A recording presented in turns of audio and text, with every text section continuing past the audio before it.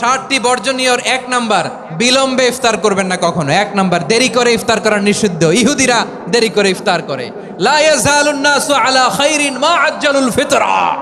বিশ্বনবী বলেছেন, এই উম্মত যতদিন আগে আগে ইফতার করবে, এই উম্মতের কপাল থেকে কল্যাণ কেউ ছিনিয়ে নিতে পারবে না। চিল্লায় বলেন ঠিক কি না?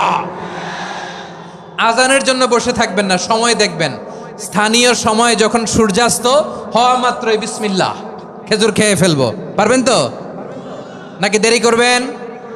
2 নাম্বার, রমাদানের পবিত্রতা বজায় রাখবো। কোনো তর্ক বিতর্ক অশ্লীলতায় আমরা জড়াবো না, ঝগড়া করবো না, সরাসরিও না, ফেসবুকেও না।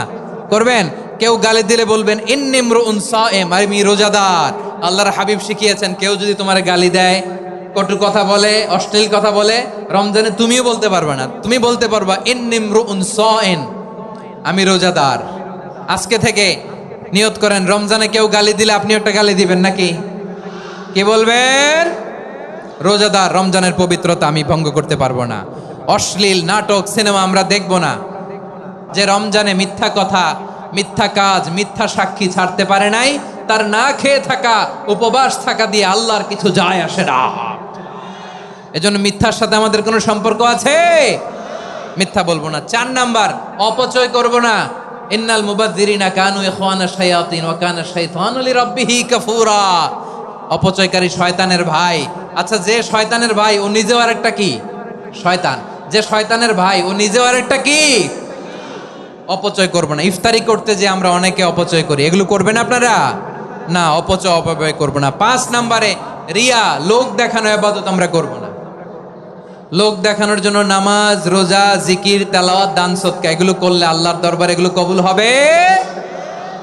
বিশ্বনবী বলেন, দাজ্জালের ফিতনার চেয়ে একটা বড় ফিতনার ভয় আমি করি। সেটা কি? আর রিয়া, শো অফ মেন্টালিটি, লোক দেখানো মানসিকতা। এটা থেকে আমরা বিরত থাকবো ইনশাআল্লাহ। 6 নাম্বার, অনেক গুরুত্বপূর্ণ, ব্যবসায়ী ভাইয়েরা, ব্যবসা করেন কারা কারা? হাত তুলে দেখান তো আমারে। মাশাআল্লাহ, হাত নামান। ব্যবসায়ী ভাইয়েরা, অনেক অসাধু ব্যবসায়ী আছে, রমজান আসলে নিত্য প্রয়োজনীয় পণ্যের মূল্য বৃদ্ধি করে দেয়। এরকম আছে না নাই? এগুলো করবেন না। মজুদদারি করবেন না। পণ্যের কৃত্রিম সংকট বাজারে করবেন না। আপনি লাখ টাকা কামায়া ভাবছেন যে রোজাদারদের কষ্ট দিয়ে ধনী হবেন। এমন রোগ আল্লাহ আপনারে দিবে, কোটি টাকা দিয়েও আপনি হাসপাতালের বিল পরিশোধ করার ক্ষমতা আপনার হবে না। খবরদার। শেষ বয়সে দেখবেন কি কষ্ট আপনার হয়। আপনি রোজাদারদের কষ্ট দিচ্ছেন, আল্লাহ আপনার সুখে রাখবে? আল্লাহর দোহাই লাগে, আমার ব্যবসায়ী ভাইয়েরা এটা করবেন না। আরব বিশ্বে আমরা দেখেছি, আরব বিশ্বের ব্যবসায়ীরা সারা বছরে ব্যবসা করে, রমজানে ভর্তুকি দেয়। আর আমার দেশের কিছু অসাধু ব্যবসায়ী রমজানে গলাকাটা ব্যবসা করে আর সারা বছর সেইটার উপর দিয়ে চলে। চিল্লায় বলেন ঠিক কিনা? করবেন না, এটা করবেন না। নিত্য প্রয়োজনীয় পণ্যের মূল্য বৃদ্ধি করা হারাম, পণ্যের কৃত্রিম সংকট তৈরি করা হারাম, মজুদদারি করা হারাম, রোজাদারদেরকে কষ্ট দেয়া হারাম। এটা করবেন না। 7 নাম্বারে সর্বশেষ কথা, অধীনস্থ যারা আছে তাদের কাজের চাপ আপনারা কমিয়ে দিবেন। কাজের লোক, ফ্যাক্টরির ওয়ার্কার, স্টাফ, তাদের প্রতি যদি রহম করেন, আপনার উপর রহম করবে কে?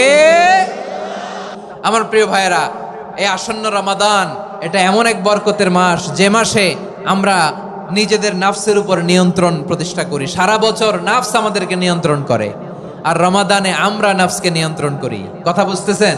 সারা বছর নাফস আমাদেরকে নিয়ন্ত্রণ করে। এই যে এখন আমার খেতে মনে চাইলে যে খেজুর রাখা, আমি খেজুর খেতে পারবো, নাটস আছে, বাদাম খাইতে পারি। খাইতে মন চাইলে পানি, আমার রুহুটা চায়, আমার নাফসটা খেতে চায়, আমি খেতে পারি, পান করতে পারি। বিবাহিতরা দিনের বেলায় স্ত্রীর সাথে মেলামেশা করতে চাইলে করতে পারে, কিন্তু রমাদানে দিনের বেলায় খেতে মনে চায় কিন্তু আমরা খাই। আমার প্রবৃত্তি খেতে চায় কিন্তু প্রবৃত্তির কথা আমরা শুনি, কথা কয় না। রমজানে খেতে মন চাইলে আমরা খাই, তৃষ্ণায় গলা ফেটে যায়, গলার ছাতি ফেটে যায়, কিন্তু এক ঢোক পানি কি আমরা গিলি? বিবাহিতরা দিনের বেলা স্ত্রীর সাথে কি মেলামেশায় যায় না। তার মানে সারা বছর নফস আমাদেরকে নিয়ন্ত্রণ করে, আর রমাদানে নফসের উপর আমরা নিয়ন্ত্রণ প্রতিষ্ঠা করি। নফসের লাগাম আমরা রমাদানে টেনে ধরে। চিল্লায় বলেন ঠিক কিনা? এজন্য আমার প্রিয় ভাইয়েরা, নফসের উপর নিয়ন্ত্রণ নিতে চাইলে রমাদানের রোজার কোনো বিকল্প নাই। এটা এমন মাস যে এই মাসের ফজিলতেরও কোনো শেষ নাই। এই মাসকে বলা হয় দ্য মান্থ অফ হোপ। এটা আশা জাগানিয়া মাস। রমজানের কথা শুনলে আশা জাগে না হৃদয়ে? হ্যাঁ, ইদা জা রমাদান ফুতিহাত আবওয়াবুস সামা ওয়া গুল্লিকাত আবওয়াবু জাহান্নাম ওয়া সুফিদাতিশ শায়াতিন। রমাদান আসলে আকাশের দরজাগুলো খুলে দেওয়া হয়, মানে জান্নাতের। জাহান্নামের দরজাগুলোকে লক করে দেওয়া হয়, শয়তানকে চেইন আপ করা হয়। ইবাদত করলে শুধু করতেই মনে চায়। চিল্লায় বলেন না সুবহানাল্লাহ। রমজানে ইবাদতে যেই মজা পাওয়া যায় সারা বছর অন্য কোনো মাসে এই মজা আপনি পান? আমার চাঁপাইনবাবগঞ্জের ভাইরা আওয়াজ করে বলেন না, রমজানে ইবাদতে যেই মজা অন্য মাসে এটা পান? কারণ রমজানে ইবাদত করলে সওয়াবও বেশি, ইবাদতের একটা পরিবেশ থাকে, ঠিক কিনা বলেন? অন্য মাসে ইবাদত করলে এর সওয়াব পাওয়া যায় গাণিতিক হারে, রমজানে ইবাদত করলে সওয়াব বাড়তে থাকে জ্যামিতিক হারে।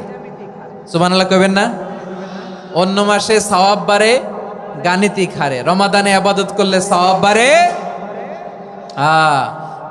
কিভাবে জ্যামিতিক হারে বাড়ে দেখেন। রমাদানে একটা নফল করলে ফরজের সমান সওয়াব, একটা ফরজ করলে 70 থেকে 700 গুণ সওয়াব, রমজানে ওমরা করলে হজের সমান সওয়াব। সুবহানাল্লাহ নাই? দ্য মান্থ অফ হোপ, আশা জাগানিয়া মাস। এই মাস আমাদেরকে হোপফুল করে, আশাবাদী করে। রমাদান যেমনি দ্য মান্থ অফ হোপ, আশা জাগানিয়া মাস, এট দ্য সেম টাইম এই রমাদান হচ্ছে মান্থ অফ ওয়ার্নিং, একটা ওয়ার্নিং এর মাস। নবী যেমনি আশা জাগাইছে আবার ওয়ার্নিং দিয়েও গেছে, খবরদার। ওয়ার্নিংটা কেমন? আল্লাহর হাবিব সাল্লাল্লাহু আলাইহি ওয়াসাল্লাম মসজিদে নববীর ভেতরে হঠাৎ তিনি মসজিদে নববীর মিম্বারে পা রেখে বললেন আমিন। দ্বিতীয় ধাপে পা রেখে বললেন আমিন, তৃতীয় ধাপে পা রেখে বললেন আমিন। সাহাবারা অবাক হয়ে বললেন ইয়া রাসূলুল্লাহ, ইয়া হাবিবাল্লাহ।